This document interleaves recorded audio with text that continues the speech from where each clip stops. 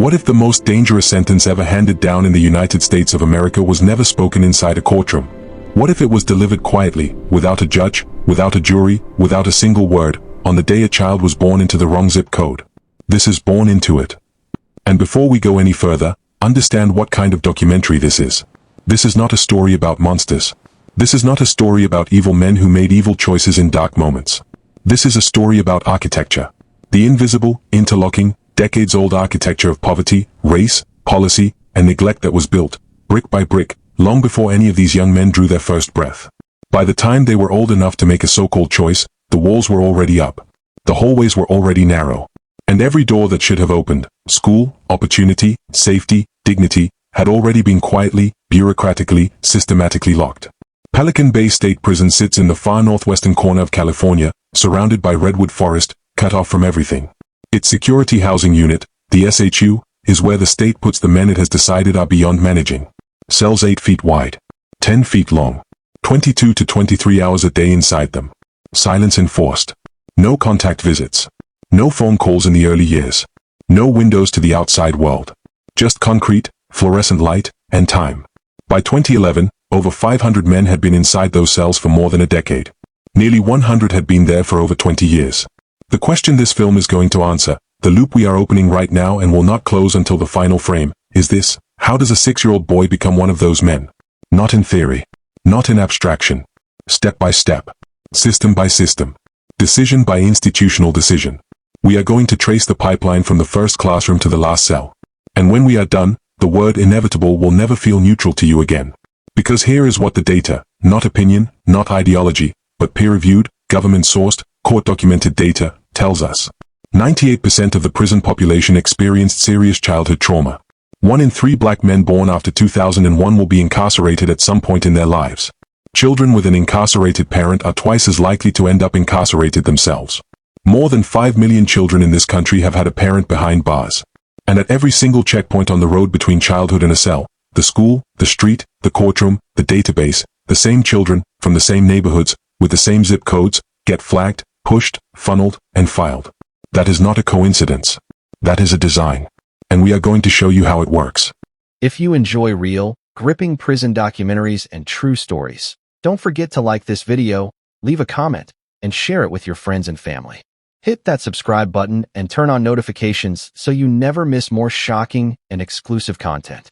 There is a city in California called Stockton. For years it held the distinction of being the murder capital of the United States. Not the biggest city. Not the most famous. Just the deadliest, per capita, in the nation that imprisons more human beings than any other country on earth. In Stockton there are neighborhoods where the life expectancy is 14 years shorter than neighborhoods 20 minutes away. 14 years. Not because of genetics. Not because of personal failure. Because of where the city drew its lines. Where it put the freeways. Where it built, and then closed, the hospitals. Where it placed, and then defunded, the schools. Where it let the jobs leave and never come back. Where it allowed the liquor stores to multiply while the grocery stores disappeared. This is called a geography of disadvantage. Academics have a name for it. But the children who grow up inside it don't need a name. They just know that certain things are normal that shouldn't be normal. That certain things are missing that shouldn't be missing. And they adjust. Because children always adjust. That is the first thing you need to understand about this story. These children were not broken. They were adaptive. Brilliantly, resourcefully, desperately adaptive, to conditions that no child should ever have to adapt to. Let's start with a number. Not a name. A number. Because this story is not about one boy. It is about a pattern. A pattern so consistent, so geographically precise, so statistically predictable that researchers can identify it, map it, and in some cases forecast it the way meteorologists forecast weather systems. If you are a black man born in the United States after 2001, your statistical likelihood of incarceration at some point in your life is 1 in 3. 1 in 3. For a white man born the same year, that number is 1 in 17. Same country. Same constitution. Same declared belief in liberty and justice for all. 1 in 3 versus 1 in 17. Hold that number. We are going to build an entire world around it. The pipeline to Pelican Bay does not begin with a crime. It does not begin with a gang. It does not begin with a weapon or a corner or a choice made in a dark moment by someone who should have known better. It begins before any of that. It begins before the child can read. In many cases, according to the research, it begins before the child is born. Because the conditions that produce incarceration are inherited. They pass from one generation to the next not through DNA but through circumstance. Through neighborhood. Through what a child sees normalized in the first years of their life. Through what their body learns to expect from the world. There is a body of research called Adverse Childhood Experiences, ACEs. The study began in the 1990s, run jointly by the CDC and Kaiser Permanente, and it is one of the most consequential public health findings of the last 50 years. It found that the more traumatic experiences a child has before the age of 18, abuse, neglect, household violence, parental incarceration, substance abuse in the home, the more catastrophically those experiences reshape the developing brain. Not metaphorically. Literally. Physiologically. The architecture of the brain changes under chronic stress. The threat response system stays permanently activated. The part of the brain responsible for long-term planning, impulse control, and reading social situations develops more slowly. Sometimes incompletely. This is not weakness. This is biology responding rationally to an irrational environment. And here is where the numbers become impossible to ignore. In the general United States population, 64% of people have experienced at least one ACE.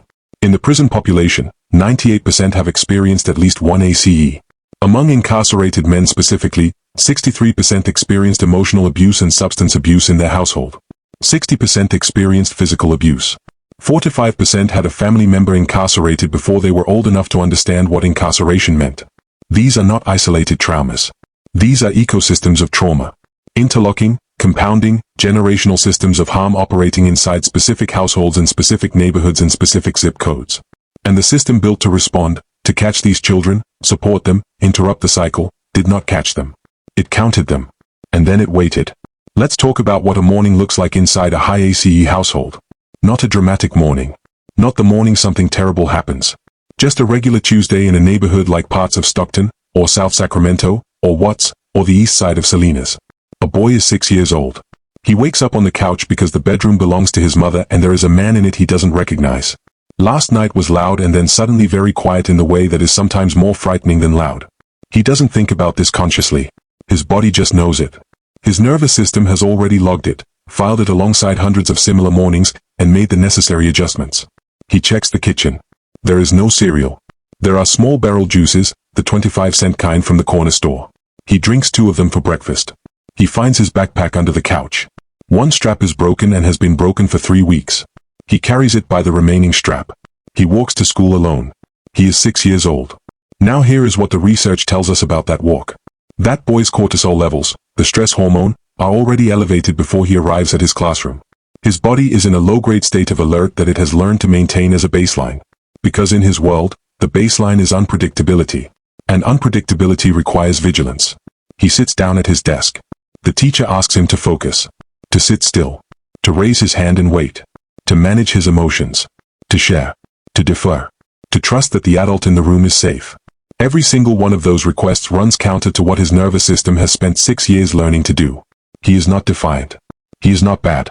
He is a body expertly calibrated for a different environment, now being asked to perform in one that does not compute. He gets up from his desk. He gets a warning. He gets up again. He gets sent to the office. And here, right here, in this small, invisible, completely ordinary moment, the file opens. Most people do not know the file exists. Not in the way it actually works. Not in the specificity of what it records, what it triggers, and where it eventually leads.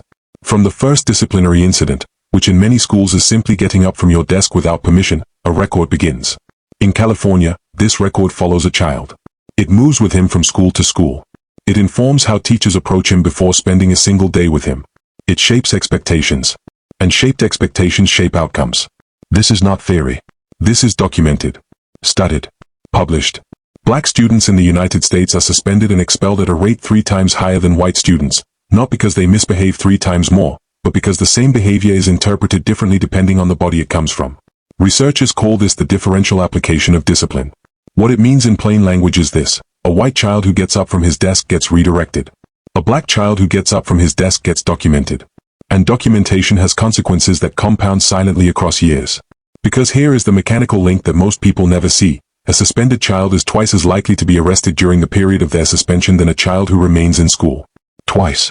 Not because suspension makes children criminal, but because a child locked out of school with nowhere supervised to go, in a neighborhood where the streets are the only alternative, that child is now visible to an entirely different system. And that system is not there to educate him. In California, Between 2013 and 2014, a single school year, K-12 schools reported 22,746 student referrals to law enforcement and 9,540 student arrests. 9,540 children arrested in 1 year in one state. And when you map those arrests by zip code, the pattern is not random. It clusters. It concentrates in the same neighborhoods where the poverty concentrates, where the parental incarceration concentrates, where the underfunded schools concentrate, where the liquor stores outnumber the grocery stores, where the hospitals closed, where the jobs left. The same geography that produces the aces produces the arrests. That is not a coincidence. That is architecture. Now let's compound the variables. Because nothing in this story operates in isolation. Every element of the pipeline feeds every other element. And the compounding is where the architecture reveals itself most clearly. A child is suspended. During suspension he is arrested for a minor incident, trespassing, disorderly conduct, something that in a different neighborhood would never involve law enforcement at all. He is now in the juvenile justice system. He misses more school. He falls behind academically. Here is a number that should stop you completely. 85% of all juveniles who interface with the juvenile court system are functionally low literate. 85%. Not because these children are unintelligent. Functional low literacy in a child who has experienced significant ACEs is the predictable result of a brain under chronic stress that has had to allocate its resources elsewhere. Survival first. Reading second. But the system does not read it that way. The system reads it as a deficit. As evidence of something wrong with the child rather than something wrong with the conditions the child is surviving in. And so the child who is already behind falls further behind. The child further behind disengages from school more completely. The child who has disengaged from school spends more time in the streets. And the streets have their own curriculum. This is where the story gets complicated. This is where it refuses easy villains. The neighborhood has rules. Every neighborhood does. But in a community where the formal institutions, schools, police, courts, have consistently failed, misrepresented, or actively harmed the people inside it, the informal institutions become more powerful. They fill the vacuum left by everything that was supposed to be there and wasn't. A boy who has been pushed out of school, who has a file that precedes him everywhere, who has a father or an uncle or a brother behind bars, who has watched the adults around him be humiliated by systems they cannot navigate, that boy is looking for something very specific. He is looking for dignity. He is looking for a structure that makes sense. Rules that are consistent. People who see him as capable rather than problematic. A place where his particular skills, loyalty, physical courage, situational awareness, the ability to read a room in an instant, are valued rather than disciplined. In certain neighborhoods in California across the 1980s, 1990s, and 2000s, there was a structure that offered all of those things. It wore the wrong colors. But it offered what the school would not. What the state would not. What the system, by design or by neglect, had withheld. And when a boy who has been told by every institution around him that he is a problem finds the one place that tells him he is an asset, he does not walk away from that place. That is not a failure of character. That is a completely rational human response to a completely irrational set of circumstances. Rather than address that vacuum, rather than rebuild the institutions, fund the schools, invest in the neighborhoods, create the alternatives, California decided to criminalize the formation itself. Street gangs were declared criminal organizations. Membership, or even suspected association, became a legal liability. And California built a tool to track it. The CalGang database. On paper it was a law enforcement intelligence tool. In practice it became a net. And the mesh of that net was extraordinarily fine. Under California regulations, a person could be added to the CalGang database based on being arrested for an offense an officer deemed consistent with gang activity. Or being identified by a source an officer deemed reliable. Or being observed wearing clothing that an officer believed was connected to gang culture. Read that again. Clothing an officer believed. Not clothing that was proven. Not clothing with a known insignia. Clothing that an officer, with all of his assumptions, all of his training, all of his prior experience in this specific neighborhood with these specific young men, believed was associated. A California Supreme Court dissent warned explicitly about this. That the logic being applied would allow the state to close off entire neighborhoods to young men of color who had done nothing more than dress in certain ways, walk with a friend, or spend time with a cousin. A cousin. Proximity to family became probable cause. And the Youth Justice Coalition documented cases of people being added to the database simply for living in a particular neighborhood. For having contact with relatives who were themselves already flagged. The notification requirement did not exist. You could be in the database without knowing you were in the database. You could be having your movements, your associations, your clothing, your relationships cataloged by the state, and no law required anyone to tell you. No law gave you the right to challenge it. Once a young man's name entered CalGang, the consequences moved quietly but with enormous momentum. The entry followed him. It informed how officers approached him on the street. It shaped what charges prosecutors chose to file. And it enabled the application of gang enhancements, sentencing additions that in California can take a 2-year sentence and turn it into 8, into 12, into 20. A 19-year-old from Stockton, already in the database, already flagged, arrested for an offense that in a different zip code would have meant probation, now faces a decade or more because of an entry he never knew existed, based on associations he never chose, in a neighborhood he was born into. And with a sentence of that length, in California, the pathway leads north. 312 miles north. Up through the agricultural flatlands of the Central Valley, up through the coastal ranges, deep into the redwood forests of Del Norte County, to a place so remote that some families drive 12 hours to visit. To a place that was built specifically to be the end of the line. California's own legislature would eventually put it in writing. In its own official findings, the state acknowledged that its gang enhancement statutes criminalize entire neighborhoods historically impacted by poverty, racial inequality, and mass incarceration, punishing people based on cultural identity, who they know, and where they live. The legislature further found that no empirical studies have produced evidence showing that gang enhancements meaningfully reduce crime or violence. No evidence. They did not work. They never worked. And yet they processed generation after generation of young men northward, up the long California highway, into the redwood forest, to the gray geometric facility at the edge of the continent where the Pacific fog rolls in every morning and the rest of the world disappears.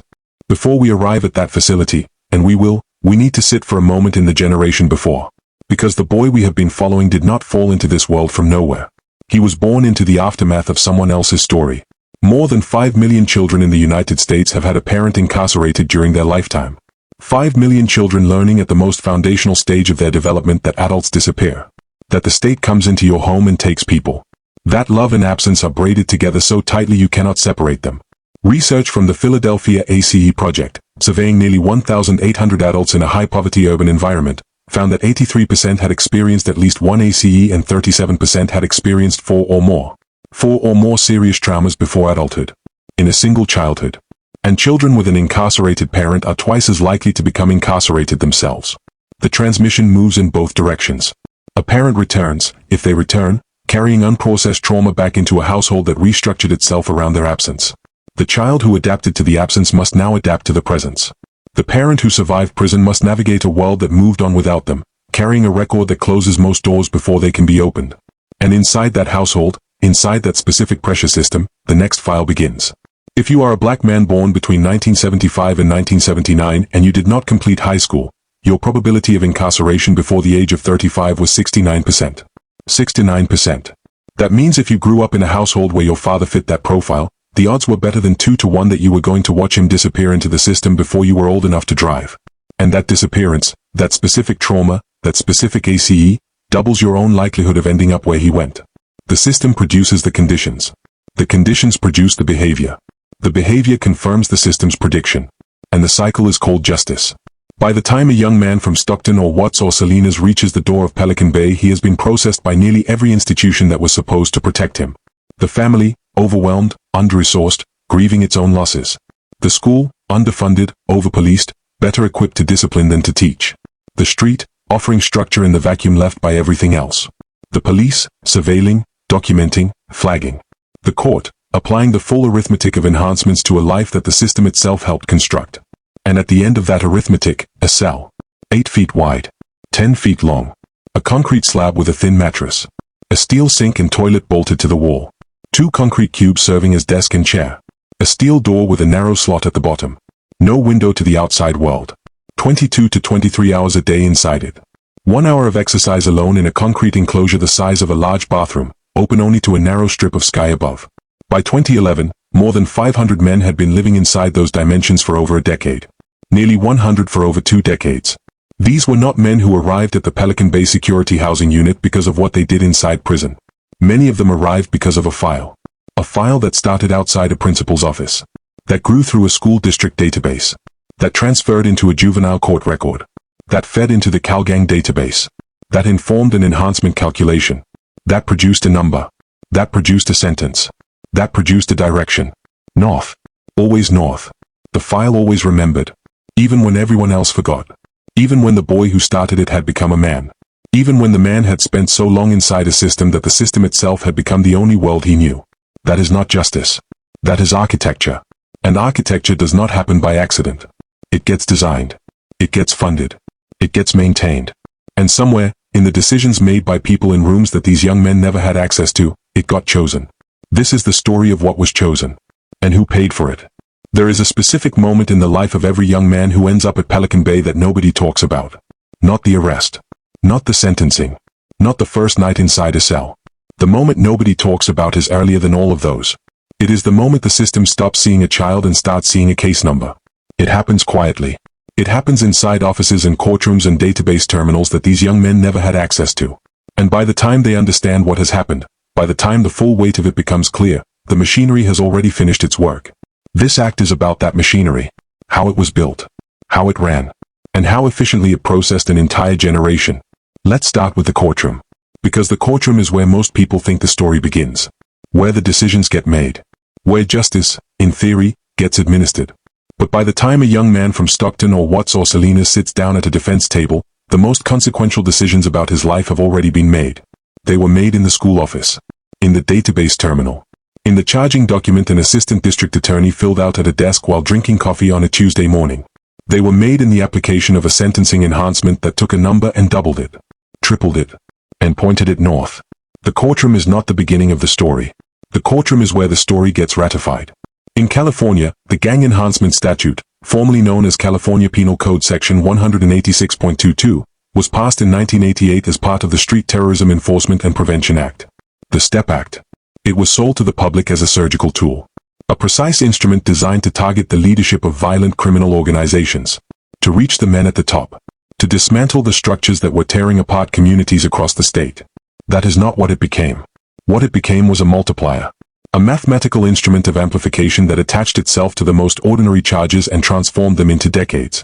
Under the STEP Act, any crime committed for the benefit of, at the direction of, or in association with a criminal street gang, with the specific intent to promote criminal conduct by gang members, could trigger an enhancement. And that enhancement, depending on the underlying charge, could add anywhere from 2 years to life in prison on top of the base sentence. 2 years to life. On top. For association. For benefit. For the direction of people the system had already decided this young man was connected to, based on a database entry he did not know existed, built from observations he was never told were being made, validated through a process he had no right to challenge. This is not a fringe interpretation. California's own legislature eventually looked at this system and put its findings in writing. The gang enhancement statutes, the legislature found, criminalize entire neighborhoods historically impacted by poverty, racial inequality, and mass incarceration. They punish people based on cultural identity, who they know, and where they live. And no empirical studies have produced evidence showing that these enhancements meaningfully reduce crime or violence. The tool did not work. The legislature said so in its own official record. And for 30 years before that finding, it processed tens of thousands of young men through its arithmetic and pointed them north. Let's talk about what prosecution looked like on the ground. Because the statistics are important but the mechanics are what make it real. A young man is 20 years old. He grew up in a neighborhood in Stockton that has been under a gang injunction since he was in elementary school. A gang injunction is a civil court order, not a criminal conviction, a civil order, that prohibits named individuals and in some cases entire geographic communities from doing things that are otherwise entirely legal. Standing on a sidewalk with a friend. Being outside after 10 at night. Wearing certain colors. Driving slowly through certain blocks. He has been under this injunction since he was listed as an associate in a filing he was never formally notified about. He is 20 years old. He has no felony convictions. He works occasionally at a car wash on the south side of town. He lives with his grandmother. One night he is in a car with 2 other men when the car is pulled over for a broken tail light. One of the other men has a firearm. Our young man does not touch it, did not know it was there, and is sitting in the back seat. But both of the other men are validated gang members in the CalGang database. And because of the injunction, because of his own database status, because of the neighborhood he comes from and the company he was keeping at 11:30 on a Tuesday night, the charging document that gets filed the next morning includes him. The charge is constructive possession of a firearm, with a gang enhancement attached. His public defender, who is managing a caseload of over 100 active cases and has 4 to 5 minutes to spend on his file before the preliminary hearing, advises him to take the plea. 5 years with the enhancement. If he goes to trial and loses, the enhancement exposure is significantly higher. The math is presented to him clearly. This is not coercion in any technical legal sense. It is simply the arithmetic of a system that has more resources than he does and more time than he does and has already decided what it wants the outcome to be. He takes the plea. He is 20 years old. He will be 25 when he gets out. If he gets out on time, if he does not pick up any infractions inside, if the system that processed him in does not find new reasons to keep him longer. And the record he carries out will follow him to every job application, every housing application, every interaction with law enforcement for the rest of his life. The file never closes. Now let's go inside. Because the story of Pelican Bay is not only the story of how men got there. It is the story of what happened once they arrived. And what happened inside California's prison system, particularly inside the facilities that fed into Pelican Bay's security housing unit, is a story that the state spent decades trying to keep from becoming public. California's prison system in the 1990s and 2000s was in a state of sustained crisis. The prison population had exploded. In 1980, California held approximately 24,000 people in its prisons.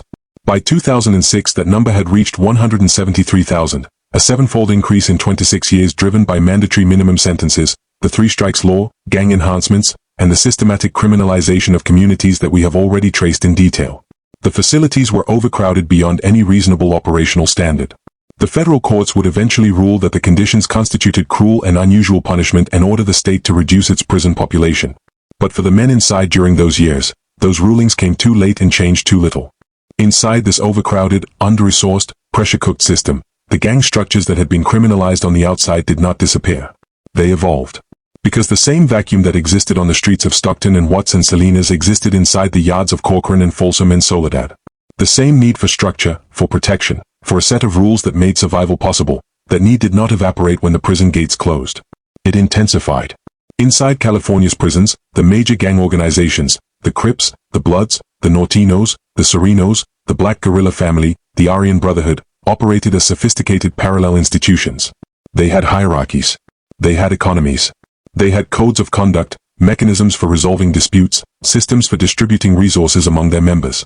For a young man arriving inside a massively overcrowded California prison with no money, no connections, and no protection, these structures were not optional. They were survival infrastructure. And the state's response to this was to build Pelican Bay. Pelican Bay State Prison opened in 1989 in Crescent City, California, the most remote location in the state that still had road access. The facility was designed from its foundation as a control unit prison. Its security housing unit was not an afterthought or an overflow cell block. It was the architectural thesis of the entire facility. The SHU was built to do one specific thing: to remove men from the general prison population entirely and hold them in conditions of near total isolation indefinitely. The cell dimensions were precise and deliberate. 8 feet wide, 10 feet long, 80 square feet. For context, the federal government's own standards for the humane transportation of an adult horse require a minimum of 80 square feet. The cell that California designed for its most troublesome prisoners was sized to the minimum standard for livestock transport. This is not an inflammatory comparison. It is a dimensional fact. Each cell contained a concrete sleeping slab with a thin foam mattress, a steel sink-toilet combination, and 2 concrete cubes functioning as desk and chair. There was no window to the outside world. The only light was fluorescent, recessed behind reinforced glass in the ceiling, burning at the same intensity at 2 in the afternoon and 2 in the morning. Time became unmeasurable. The body's natural circadian rhythms, dependent on light variation to function, began to deteriorate. Each group of 8 cells shared a single exercise area. The exercise area measured 10 feet wide and 26 feet long. It was enclosed on all sides by concrete walls and open only to a narrow strip of sky above, a rectangle of sky so thin that on overcast days it was impossible to determine the position of the sun. Men were allowed into this space alone, for 1 hour, once a day. No contact with other prisoners. No congregating. No sports. No equipment. Just the concrete rectangle and the thin strip of sky and the 60 minutes that constituted the entirety of a day's movement. For 22 to 23 hours out of every 24, they were in the cell. The question of how a man ended up in the SHU rather than general population brings us to one of the most consequential and least examined processes in the history of American incarceration. The gang validation process. Inside California's prisons, the CDCR, the California Department of Corrections and Rehabilitation, maintained its own internal gang identification and validation system. This system operated largely independently of the CalGang database on the outside, though the two informed each other. A man could arrive at a California prison already flagged from his street-level database status. Or he could be validated from scratch inside the facility based on observations made by correctional officers and intelligence gathered through the prison's own surveillance infrastructure. The criteria for validation were documented but expansively interpreted. A prisoner could be validated as a gang member or associate based on possession of materials with gang-related content, which in practice could mean drawings, letters, or literature that an officer deemed relevant. Being observed associating with known gang members, which in a massively overcrowded prison yard where association was practically involuntary, was almost impossible to avoid. Or being identified by a confidential informant, an informant whose identity could be withheld from the person being validated, whose reliability could not be cross-examined, and whose testimony could not be formally challenged through any adversarial process. Read that again carefully. A man could be validated as a gang member, a designation that would send him to the SHU indefinitely, based on the testimony of an anonymous informant whose identity he would never learn, whose credibility he could never challenge, and whose claims he had no formal mechanism to dispute. In any other legal context, this would be considered a fundamental violation of due process. Inside the California prison system, it was standard operating procedure. And once validated, once that determination was made and entered into the system, a man went to the SHU. Not for a fixed term. Not for a specific sentence with a specific end date. Indefinitely. He would remain there until he either debriefed, meaning he cooperated with authorities and provided information about gang structures and membership, a process that carried significant and sometimes lethal risks for the debriefing individual, or until he could demonstrate, through a period of years with no gang-related activity, that he was no longer a threat. But how does a man demonstrate no gang-related activity when he is in a cell alone for 23 hours a day with no access to gang members, no yard time, no congregation of any kind? The standard that was supposed to release him from the SHU was structurally impossible to meet inside the SHU. Men understood this quickly. And the understanding of it, the recognition that the sentence was not really indeterminate but effectively permanent, was its own particular species of psychological destruction. Let's talk about what prolonged solitary confinement does to a human being. Not in emotional terms. In neurological terms. In documented, peer-reviewed, clinically observed terms. The human brain requires social interaction to maintain its basic regulatory functions. This is not a preference or a personality trait. It is a biological necessity as fundamental as the requirement for food and water. Prolonged isolation, defined in the research as more than 15 consecutive days, begins to produce measurable neurological changes. The stress response system dysregulates. Anxiety becomes pervasive and difficult to control. Cognitive functions including concentration, memory, and problem-solving begin to deteriorate. Perceptual distortions emerge. Men report seeing things in their peripheral vision, hearing sounds that are not there, losing the ability to distinguish between internal thought and external reality. Depression becomes near universal. Paranoia develops and deepens.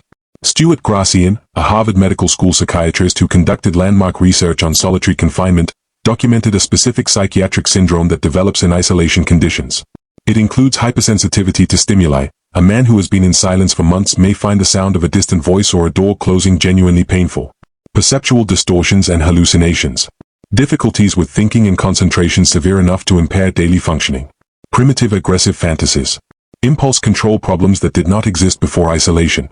And in some cases a kind of cognitive fragmentation, a difficulty holding a coherent thought from beginning to end, that persists long after the isolation ends. By 2011, over 500 men at Pelican Bay had been in the SHU for more than a decade. Nearly 100 for more than 2 decades. These men entered the SHU as young men in their 20s. They were now in their 40s and 50s. They had spent the most significant developmental decades of their adult lives in a concrete room the size of a large bathroom. They had watched their bodies age in fluorescent light. They had marked time by the rotation of meal trays through the slot in the steel door. They had fought, with varying success and varying damage, to maintain the coherence of their own minds. And the state of California had a legal theory for why this was constitutional. The legal theory rested on the argument that validation was not punishment. That the SHU was an administrative designation, not a disciplinary one. That it was a management decision made for the security of the institution, and therefore did not trigger the constitutional protections that attach to criminal punishment. Men were not sent to the SHU because they had done something wrong inside the prison. They were sent there because of what they were determined to be. And what they were determined to be was a classification, a category, arrived at through a process that bore almost no resemblance to the due process standards applied anywhere else in the American legal system. This argument held for over 2 decades. It held while men went in young and came out old. It held while the research on the neurological effects of prolonged isolation accumulated into an overwhelming scientific consensus.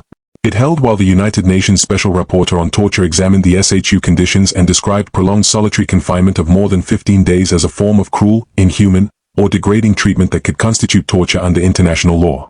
It held until the men inside decided they had waited long enough. In July of 2011, prisoners in the Pelican Bay SHU initiated a hunger strike. The demands were not violent. They were not threatening. They were a list of basic human requests: group exercise, educational programming, access to phone calls, the ability to have a photograph in their cell. Things that in any other context would be considered the minimum baseline of humane treatment. Things that in a county jail, in a minimum security facility, in almost any other detention setting in the developed world, was simply assumed. The hunger strike spread. Within days it had moved beyond Pelican Bay. Prisoners across California's facilities refused food in solidarity. At its peak, the strike involved approximately 6,600 prisoners across the California system. A second strike followed in 2013, involving an estimated 30,000 prisoners. 30,000 people refusing food simultaneously across the largest prison system in the United States. The world noticed. The media noticed. The federal courts, which had already been engaged with California's prison system over overcrowding, noticed. Civil rights organizations and legal advocacy groups that had been working on these issues for years suddenly had the public attention they needed to push the legal challenges that had been building for over a decade. In 2012, the Center for Constitutional Rights filed Ashker versus Brown on behalf of Pelican Bay SHU prisoners, challenging indefinite solitary confinement as a violation of the Eighth Amendment's prohibition on cruel and unusual punishment. The case built on years of documented evidence, medical testimony, psychiatric testimony, the lived accounts of men who had spent decades in those cells, and the institutional records of a system that had placed them there through a process designed to be unchallengeable. In 2015, the state of California settled. The settlement effectively ended the indeterminate SHU sentence. Men could no longer be held in solitary confinement indefinitely based solely on their gang validation status. They had to have committed an actual, documented, serious rules violation inside the prison. The standard shifted, however imperfectly, however incompletely, from what you are to what you did. For the men who had spent 10, 15, 20 years in those cells based on who they were determined to be rather than anything they had actually done inside, the settlement came decades too late. But it came. And it came because they refused to be silent. Because in a place designed to eliminate resistance, they found a form of resistance that could not be contained by a steel door and a 23-hour lockdown. They stopped eating. And the world could not look away. But we need to be precise about what the settlement did and did not change. Because the machinery we have been describing in this act, the pipeline that runs from a kindergarten classroom in Stockton to an SHU cell in Crescent City, was not disassembled by a legal settlement. Its most visible terminal point was modified. The indeterminate sentence in the SHU became harder to apply. But the school suspensions continue. The CalGang database continues, reformed but operational. The gang enhancements continue, challenged, partially reformed, but still applied. The poverty continues. The underfunded schools continue. The neighborhoods that produce the ACEs that the research can map almost perfectly onto the incarceration statistics continue to exist exactly as they existed before. The end of the pipeline was modified. The pipeline itself was not. And every year, in neighborhoods across California, new files open. Outside new principals' offices. At new database terminals. In new charging documents. And the arithmetic runs the same calculation it has always run. And the answer points north. 312 miles north. To a facility surrounded by redwood trees and Pacific fog where the most important thing a human being can see, a strip of open sky, is visible only through a 10-foot slot in a concrete wall for 1 hour a day. That is the system. That is how it was built. That is what it did. And the young men it processed were born into the conditions that made it inevitable, before they were old enough to understand that a system existed, before they were old enough to know their names were already in it, before they were old enough to fight back. Some of them eventually did fight back. From inside a concrete box at the edge of the continent. With the only weapon the system had not yet found a way to take from them. Their hunger. There is a woman in Stockton, California who has been making the drive to Crescent City for 11 years. She leaves at 3 in the morning because the drive is 12 hours and visiting hours start at 9 and she cannot afford to be late because late means turned away and turned away means another month before she can look at her son through a pane of reinforced glass and tell him with her eyes what she is not allowed to say out loud. That she is tired. That the house is too quiet. That his younger brother is starting to look at the streets the same way he did at 14 and she does not know how to stop it because she did not know how to stop it the first time either. That she loves him in a way that has no language adequate to contain it. That she blames herself every single day even though the blaming does not change anything and she knows it does not change anything and she does it anyway because that is what mothers do when the system takes their children and the system offers no one else to blame. She drives 12 hours. She sits across a pane of glass for 2 hours. She drives 12 hours home. She has done this for 11 years. This is not a story the system counts. There are no statistics on 12-hour drives. There are no federal databases tracking the number of mothers who reorganize their entire lives around visitation schedules. There are no impact assessments measuring what it costs a family, economically, psychologically, physically, to have a member inside Pelican Bay specifically, as opposed to a facility they might reach in an hour. The remoteness of Pelican Bay was not an accident. The distance was part of the design. Isolation does not only operate on the man in the cell. It operates on everyone connected to him. It severs the threads that might otherwise pull him back. It makes maintenance of relationships so expensive, in money, in time, in physical endurance, that many families simply cannot sustain it. And the man in the cell who stops receiving visits is a man the system has succeeded in cutting completely loose from the world that might one day receive him back. That severance is a feature, not a flaw. Let's talk about the children.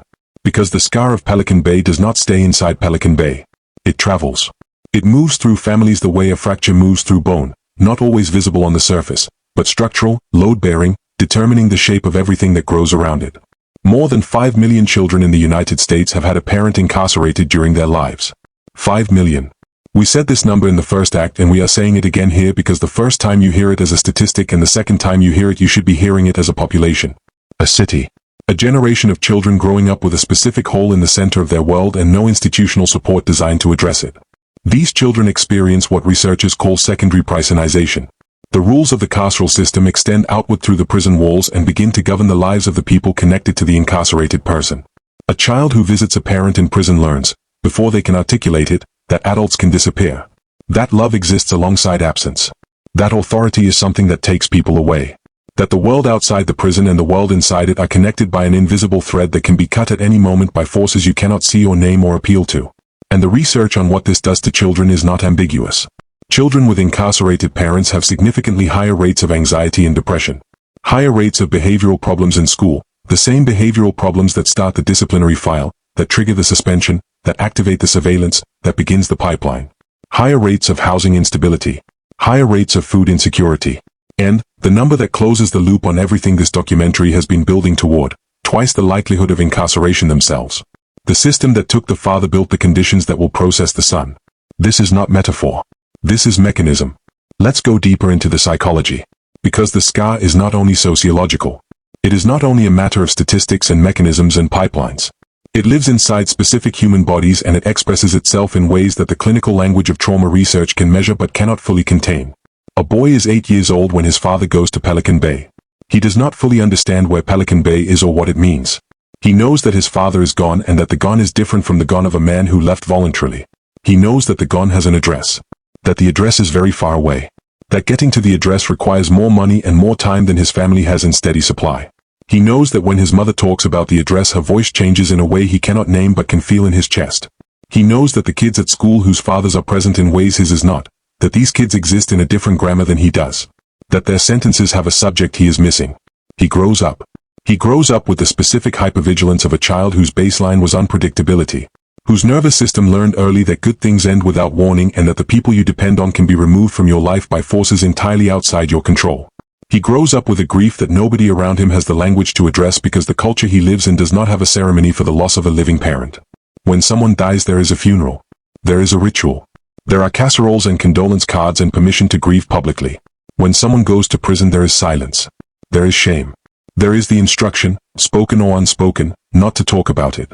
Not to bring it to school. Not to let the world outside the family know the specific shape of the absence. So he carries it alone. The way children always carry things when the adults around them are themselves too burdened to help carry. Now let's talk about the men inside. Because the scar does not only travel outward from Pelican Bay into the families and communities left behind. It travels inward. Deep into the specific architecture of a human psyche that has been subjected to years of near-total isolation in a space the size of a large bathroom. The psychiatric research on the effects of prolonged solitary confinement is one of the most consistent bodies of evidence in the literature. Researchers across decades and across countries have documented the same syndrome appearing in the same conditions with the same reliability that other environmental toxins produce their predictable effects. It is not controversial science. It is not disputed. The American Psychological Association, the American Psychiatric Association, the United Nations, and the United States Supreme Court have all at various points acknowledged that prolonged solitary confinement causes serious psychological harm. And yet for the men at Pelican Bay, the men who entered the SHU in their 20s and did not emerge until their 40s, the acknowledgement came after the damage. The science confirmed what was happening to them while it was happening and the system continued anyway. Because the legal theory held that it was not punishment. Because the architecture of the classification process made challenge nearly impossible. Because the men inside were the men the system had decided the public did not need to worry about. So let's worry about them now. Stuart Gracian's landmark research documented what he called the SHU syndrome, a specific psychiatric deterioration that develops in isolated confinement conditions. It begins with hypersensitivity. A man who has lived in near-total silence begins to experience ordinary sounds as overwhelming, a door closing in the corridor, the squeak of a cartwheel, a distant voice. These sounds become physically distressing in a way that does not resolve when the sound ends. The nervous system, calibrated to silence, cannot process normal sensory input without registering it as threat. From hypersensitivity, the deterioration moves to perceptual distortion. Men report seeing movement in their peripheral vision when nothing is moving, hearing voices or sounds that are not present, experiencing a blurring of the boundary between thought and external reality, not knowing whether something happened or whether they imagined it. In some cases, this progresses to frank psychosis, hallucinations, delusions, a complete dissolution of the cognitive architecture that separates internal experience from external fact. For men who entered the SHU without pre-existing psychiatric conditions, men who were psychologically intact when they arrived, these symptoms developed in confinement and worsened over time. For men who arrived already carrying the neurological signatures of childhood ACEs and chronic stress, men whose threat response systems were already dysregulated before they ever saw a cell, the deterioration was faster and more severe. And here is the cruelty that the research makes impossible to ignore. The same children whose early environments produced the ACEs that produced the neurological vulnerabilities that made them more likely to end up incarcerated, those same children, now men, were placed in the conditions most likely to maximally exploit those vulnerabilities. The damage of the first system was used as raw material by the second system. The wound the street made was the wound the SHU tore open. Let's talk about what comes out. Because Pelican Bay does not hold men forever. Men are released. After years. After decades in some cases. They are driven south from Crescent City, 12 hours, the same distance their mothers drove to visit them, and deposited, in many cases, within a few blocks of where they grew up. With a debit card containing the $200 the state of California provides upon release. With the clothes they arrived in, if those clothes still exist after years in storage. With a record that appears on every background check for every job in every apartment for the rest of their lives. With a body that has aged significantly inside a concrete box and a nervous system that has been fundamentally altered by years of conditions that the United Nations has characterized as potentially constituting torture. And they walk back into the same neighborhoods. The same geography of disadvantage. The same zip codes. Because where else would they go?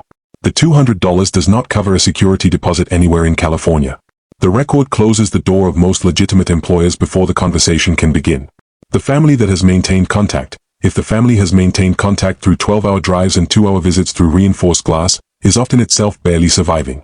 And the neighborhood, the only social infrastructure available, is the neighborhood that the system spent decades surveilling, documenting, and criminalizing. The recidivism research is stark.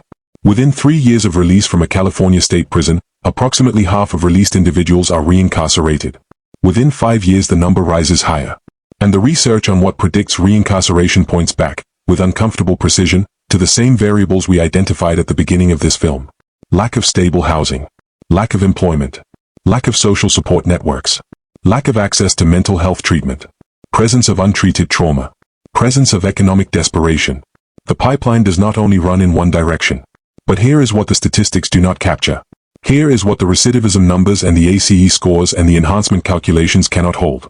There are men who came out of the Pelican Bay SHU after 10, 15, 20 years in a concrete box, and did not go back. Who rebuilt something from the wreckage of what the system made of them. Who found language for what had been done to them and used that language to speak to the generation coming up behind them. Who became advocates. Who testified before legislative committees. Who wrote. Who taught. Who raised children with a ferocity of attention and presence that came directly from knowing what absence costs. These men exist. They are not anomalies. They are not exceptions that disprove the rule. They are evidence of something the system never adequately accounted for. The specific, extraordinary, often brutal resilience of human beings who have survived the unsurvivable and refused to let the survival be the end of the story. Todd Ashker spent nearly 3 decades in the Pelican Bay SHU. He arrived as a young man. He taught himself law from books requested through the prison library system. Books that arrived slowly, that sometimes did not arrive at all, that he read in fluorescent light in a cell 8 feet wide. He became the lead plaintiff in Ashker versus Brown. He helped end the indeterminate SHU sentence for thousands of men. He did this from inside a concrete box with no law degree, no legal team, no resources beyond his own intelligence and the accumulated fury of a man who had spent 30 years watching a system operate with impunity. He did not do it because the system gave him the tools. He did it in spite of every effort the system made to ensure he had none. And then there are the families who held. Who made the 12-hour drive for 11 years. Who kept the phone calls, expensive, monitored, brief, as a lifeline across the distance the system deliberately imposed.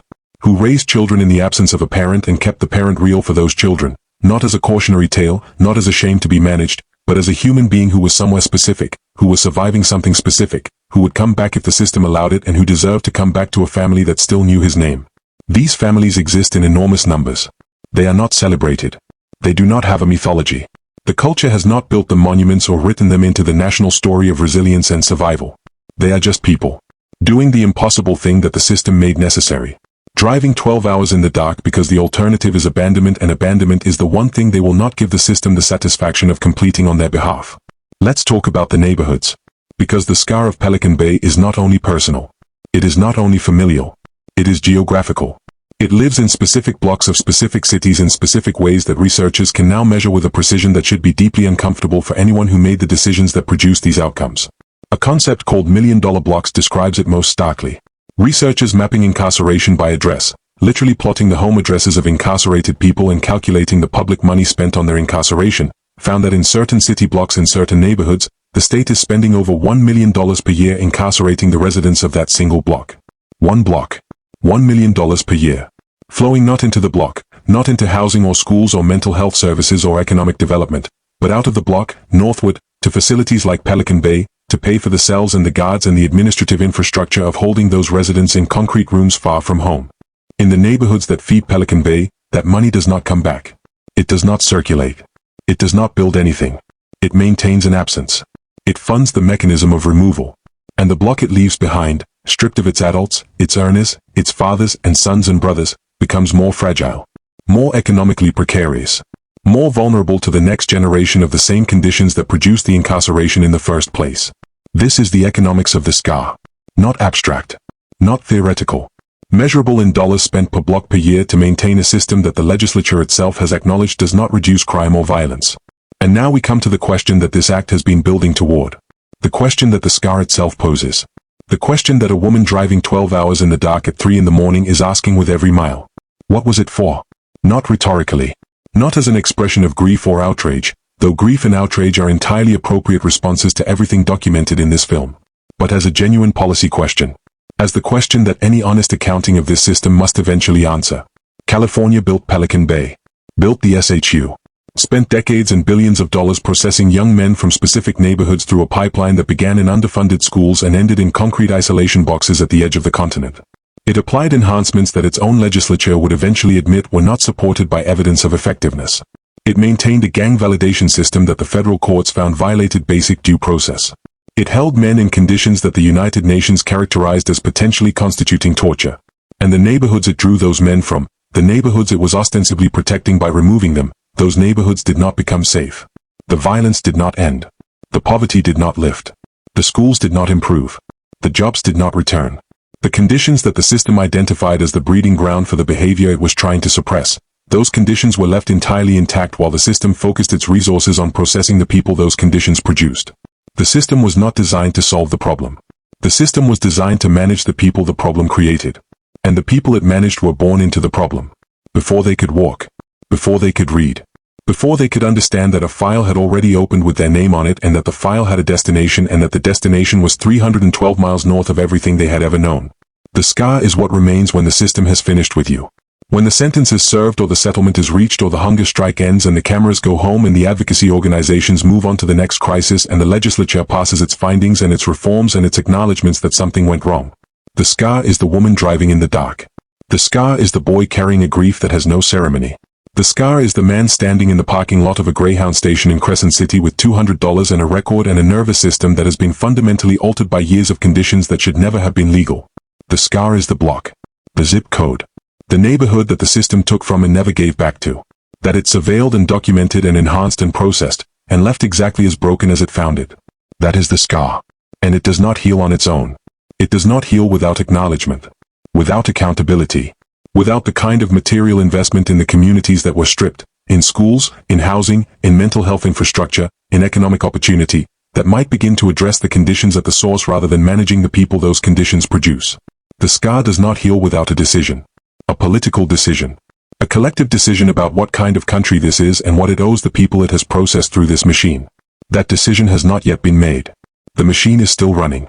And somewhere tonight, on a highway in Northern California, a woman is driving in the dark toward a facility surrounded by redwood trees. She left at 3 in the morning. She will arrive at 9. She has been making this drive for 11 years. And the system that made the drive necessary has never once asked her what it cost. There is a question that this film has been avoiding. Not accidentally. Deliberately. Because the question is the kind that requires everything that came before it to be in place before it can be asked honestly. It requires the kindergarten classroom and the broken backpack strap and the file that opened outside the principal's office. It requires the CalGang database and the enhancement calculation and the 12-hour drive in the dark. It requires the 8x10 cell and the fluorescent light that never changes and the strip of sky too narrow to determine the position of the sun.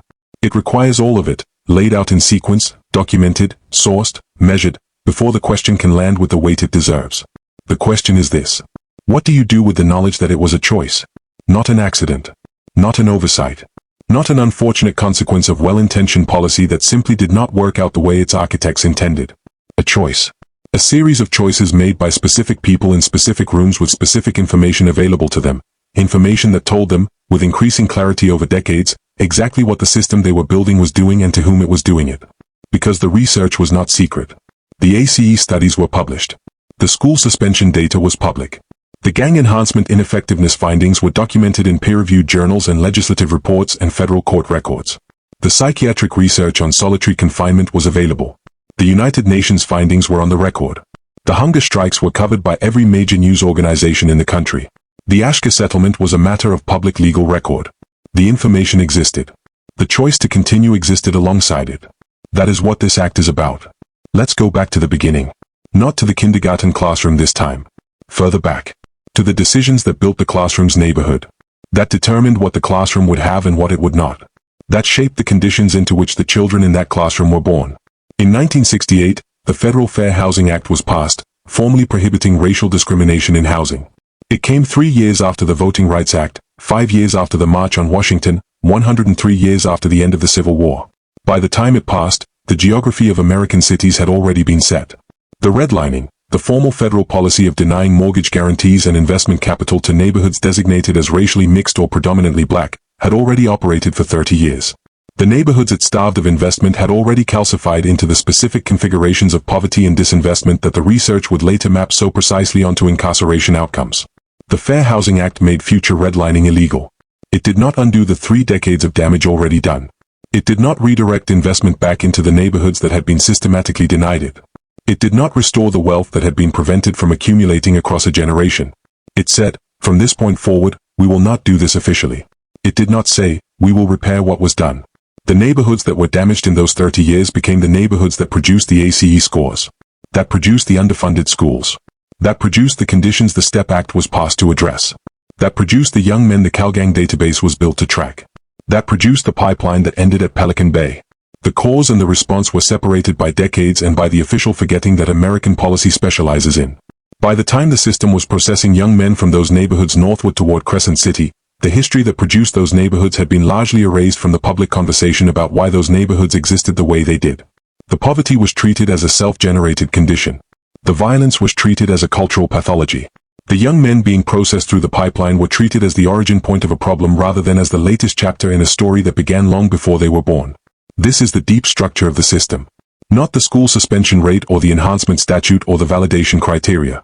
The deep structure is the decision, made repeatedly over more than a century, to build the conditions and then criminalize the people those conditions produced while erasing the history that connected the two.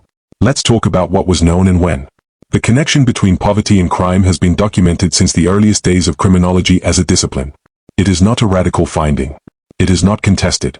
Every major study of incarceration demographics, every serious analysis of who goes to prison and why, reaches the same conclusion with the same reliability that chemistry reaches the same conclusion when you combine the same elements under the same conditions. Poverty is the single strongest predictor of incarceration. Not race, though race and poverty are so thoroughly entangled in American history that separating them requires a precision that most public discourse refuses to attempt. But poverty. Economic deprivation. The specific material conditions of not having enough. Not enough food, not enough stability, not enough safety, not enough of the resources that allow a developing human being to develop in ways that the law later requires of them. This was known. It has been known for as long as the research has existed to measure it. And yet the policy response to crime in America for the last 50 years has been almost entirely focused on the person committing the crime rather than the conditions producing the crime. On punishment rather than prevention. On removal rather than investment. On the individual rather than the environment. The 1994 crime bill, The legislation that accelerated the already explosive growth of the American prison population was passed with bipartisan support. It added 100,000 new police officers. It built new prisons. It expanded the list of crimes eligible for the death penalty. It incentivized states to require prisoners to serve at least 85% of their sentences. It was the largest crime bill in American history, and it was built almost entirely on the logic of incapacitation, the theory that removing people from communities would make those communities safer. The communities from which people were removed did not become safer. The research on this is consistent and damning. Mass incarceration does not reduce crime rates at the scale it was applied in America. The marginal incapacitation effect, the reduction in crime achieved by removing one more person from a community, diminishes rapidly as incarceration rates rise. Past a certain threshold, incarceration begins to increase crime rates in the communities it targets because of the destabilizing effects of removing large numbers of adults from those communities simultaneously. The economic disruption, the family dissolution, the removal of social capital, the return of traumatized, institutionalized individuals back into neighborhoods that have been further weakened by their absence. The system was counterproductive. The research said so, clearly, repeatedly, across decades, and the system continued. Here is where the documentary has to be honest about something uncomfortable, about the limits of outrage as a framework for understanding what happened. It is tempting, and not entirely wrong, to frame this story as a story of malice, of deliberate cruelty visited upon specific communities by specific actors who knew what they were doing and chose to do it anyway. There is evidence to support that framing. The deliberate remoteness of Pelican Bay, the validation criteria designed to be unchallengeable, the notification gap in the CalGang database. These were not accidents. They were design decisions. But malice as a complete explanation lets too much off the hook. Because the majority of the people who built and maintained this system did not think of themselves as malicious. They thought of themselves as responding rationally to a genuine public safety crisis. The neighborhoods that produced Pelican Bay also produced real violence, real harm, real victims whose suffering was not manufactured by a documentary frame and whose grief deserved a serious response. The gang structures that the STEP Act targeted were not imaginary. The murders and the intimidation and the genuine terror that organized criminal violence imposed on the communities it operated within, that was real. That suffering was real. The failure was not in recognizing that the problem existed. The failure was in the response. In choosing the most expensive, most destructive, least effective available tool, mass incarceration, and applying it with maximum force to the most vulnerable communities in the state while leaving the conditions that produced the violence entirely intact. In treating the symptom as if removing the symptom would cure the disease. In building Pelican Bay instead of building schools. In funding the CalGang database instead of funding mental health services. In applying enhancements instead of addressing the economic desperation that made the gang structure attractive in the first place. Every dollar spent building and maintaining the SHU was a dollar not spent on the kindergarten classroom. Every year a young man spent in a concrete box was a year not spent in a community college or a job training program or a mental health treatment facility. Every family making a 12-hour drive was a family whose energy and resources and attention were being consumed by the machinery of incarceration rather than available for the work of rebuilding. The choice was not only to punish. The choice was to punish instead of investing. To spend the money on removal rather than on the conditions that made removal feel necessary. That is a specific, measurable, consequential policy choice, and it was made with full knowledge of the alternatives. Now let's talk about what is possible. Not as a conclusion. Not as a tidy resolution that undoes the weight of everything this film has documented. But as an honest accounting of what the research says about what works, because if the research on what destroyed these communities is damning, the research on what heals them is genuinely hopeful. And hope, after everything this film has shown, is not a luxury. It is our obligation. Early childhood intervention works. The research on programs like Perry Preschool and the ABC Darien Project, long-term studies following children from high poverty, high ACE backgrounds who received intensive early childhood support, shows reductions in incarceration rates of 40 to 70% across the lifetime of the participants. Not marginal reductions. Transformative ones. A dollar invested in early childhood intervention in a high ACE community returns an estimated $7 to $12 in reduced costs to the criminal justice system, the healthcare system, and the social support system over the lifetime of the child. The math is not close. It is not a difficult calculation. Invest early or pay enormously later. The research is unambiguous. Trauma-informed school practices work. Schools that train their staff in the neuroscience of ACEs, that understand why a child who gets up from his desk is not defiant but dysregulated, and respond accordingly, show dramatic reductions in suspension rates, in disciplinary referrals, in the pipeline-activating interactions that start the file. Not because they are soft on behavior. Because they are sophisticated about its causes. Community investment works. The research on neighborhood effects, on what happens to crime rates when economic investment flows into disinvested communities, is consistent. Jobs reduce crime. Not because employed people are morally superior to unemployed people. Because desperation is a condition that responds to its conditions. Address the desperation, and the behavior that desperation produces changes. Decarceration works. States and countries that have reduced their prison populations, through sentencing reform, through diversion programs, through the removal of enhancements that the research shows do not reduce crime, have not seen corresponding increases in violence. The deterrence effect of long sentences is minimal. The research on this is as consistent as any finding in criminology. People do not calculate enhancement exposure before making decisions under acute stress in desperate circumstances. They do not. The threat of 20 years instead of 10 does not function as a deterrent in the way the architects of the enhancement system claimed it would. What reduces violence is what has always reduced violence. Safety, stability, dignity, economic sufficiency, community cohesion, trust between residents and institutions. The conditions that allow human beings to resolve conflicts without reaching for weapons because there are other mechanisms available. The conditions that make it possible to imagine a future worth protecting. These are not idealistic abstractions. They are documented, measurable outcomes produced by specific interventions in specific communities that chose to invest differently. They are the road not taken. They remain available.